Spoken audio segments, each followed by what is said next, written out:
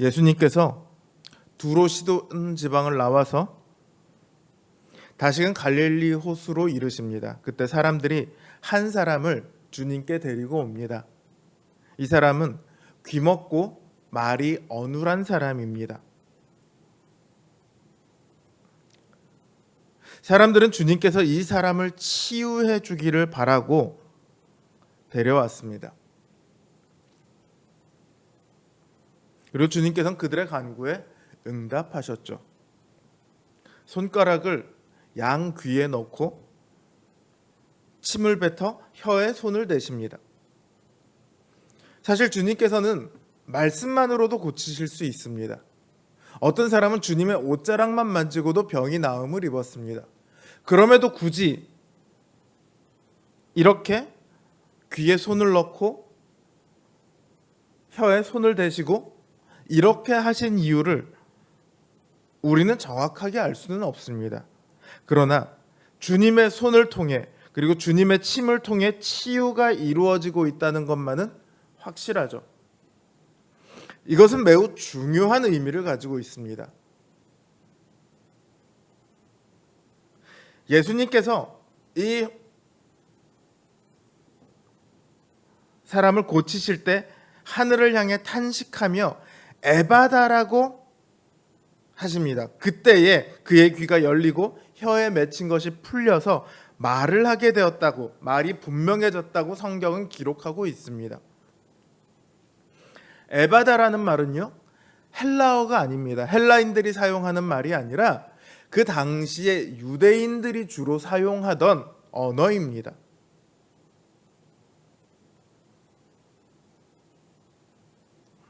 그러니까 아마도 이 사람은 유대인이었을 겁니다. 또 여기 어눌하다고 표현된 단어는요, 성경이 헬라어로 그리스어로 쓰여져 있으니까 그 그리스어로 기록된 성경을 찾아보면은요, 구약 신약 합쳐서 딱 2번이 나옵니다. 오늘 본문에서 1번이 나오고 또 1번이 어디서 나오냐면 이사야서 35장 6절에서 나옵니다. 이사야서는 이렇게 말합니다. 그때 소경의 눈이 밝을 것이며 귀머거리의 귀가 열릴 것이며 그때 저는 자는 사슴같이 뛸 것이며 벙어리의 혀는 노래하리니. 여기 벙어리라는 단어가 이 어눌하다라는 단어와 같은 뜻입니다. 같은 단어예요. 딱 이 2군데서 사용되고 있어요. 그러니까 마가가 굳이 이 단어를 사용해서 본문을 기록하고 있는 것은 단순히 예수님께서 한 사람을 고치셨다, 이거를 말하려고 하는 것이 아닙니다. 이사야가 예언하고 있던 그날에 이렇게 될 것이다, 그때에 이렇게 될 것이다 했던 그 이스라엘의 회복의 날이 왔다는 것을 지금 밝히고 싶은 거예요. 그러니까 그 이스라엘의 회복이 왔는데 어떻게 왔느냐? 예수님의 손을 통해, 예수님의 침을 통해 그렇게 왔다는 거예요. 그러니까 이스라엘의 회복이 어떻게 오느냐? 예수님의 그 손을 통해서, 그리고 예수님에게서 나온 무언가를 통해서 이스라엘의 회복이 이루어진다는 것이죠. 지금 여기서 고치실 때는 침을 사용했지만 이스라엘의 전적인 회복은 무엇을 통해 이루어집니까? 예수님에게서 나온 그 피를 통해서 전적으로 이루어지죠.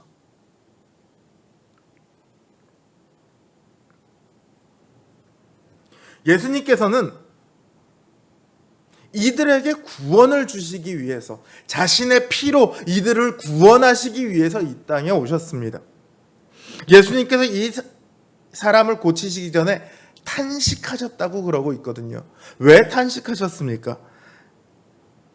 이 탄식하다는 말은 너무 답답해서 심장이 막 압박감을 받는 그런 상태를 의미하는 단어예요. 주님께서 왜 이렇게 심한 압박감을 받을 만큼 답답해 하셨겠어요? 이 사람을 못 고칠 것 같아서 그랬겠습니까? 그럴 리가 없죠. 예수님께서는 단순히 이 사람에 대해서 탄식한 것이 아니라 이 시대 전체를 두고 탄식하셨다, 이렇게 볼 수 있습니다.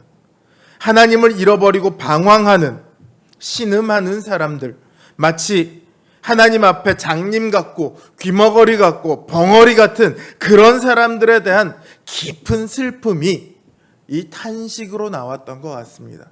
그러니까 예수님께서는 지금 이 한 사람을 보고 있는 것이 아니라 이 사람을 통해서 이스라엘 전체를 보고 계신 거죠.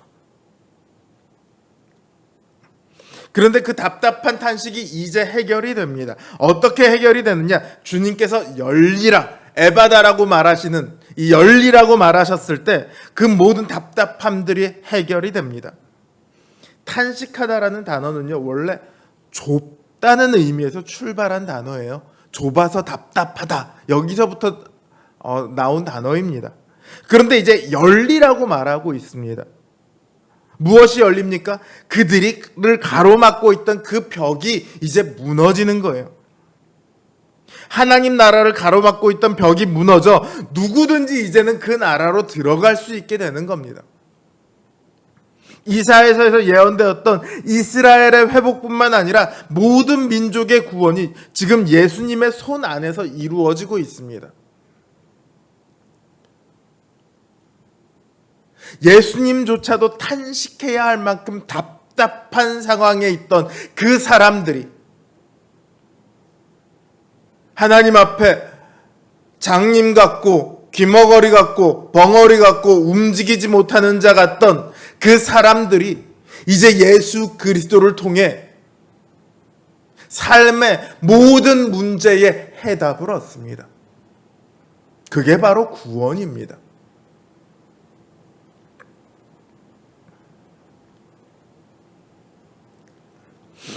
이 상황을 사람들이 전해 듣습니다.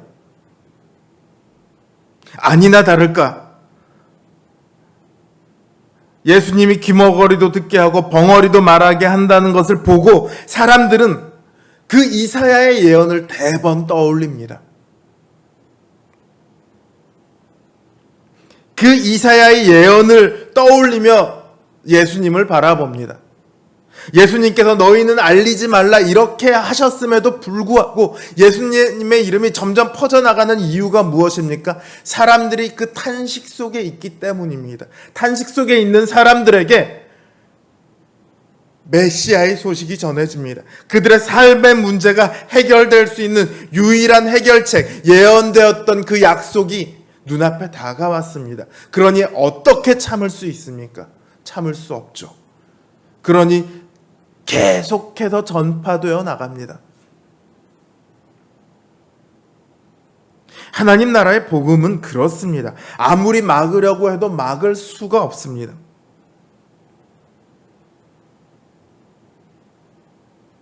탄식 가득한 시대를 살아가고 있는 사람, 그 시대에 답답함을 느끼고 있는 사람이 있는 한 하나님 나라의 복음은 계속해서 전파될 수밖에 없습니다. 비록 사람들이 복음에 대해서, 기독교에 대해서 무관심하고 혹은 적대한다 할지라도 복음은 계속해서 전파됩니다.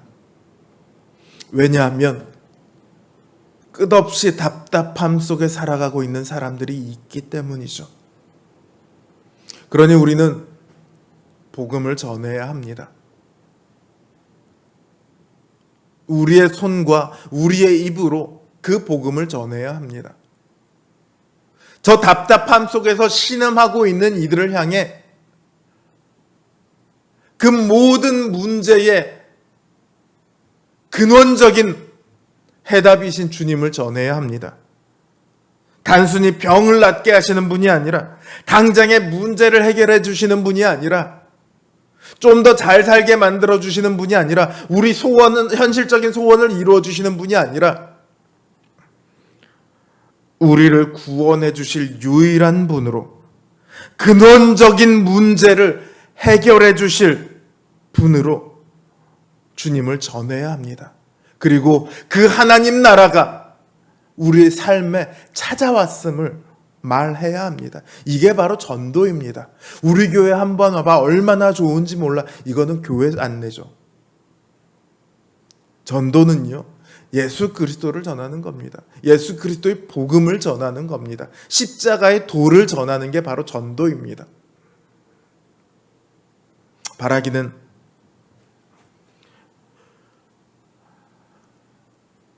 우리 삶 속에 매일매일 그 전도가 이루어졌으면 좋겠습니다.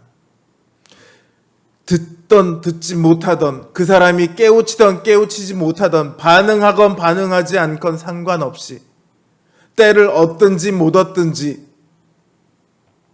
쉬지 말고 우리는 복음을 전해야 합니다. 그때 하나님께서 하늘 문을 열어주셔서 그들을 구원하시는 놀라운 역사가 일어날 것입니다. 우리의 삶을 통하여서 하나님 나라의 복음이 이 땅에 전파되는 큰 은혜가 있기를 주님의 이름으로 기원합니다.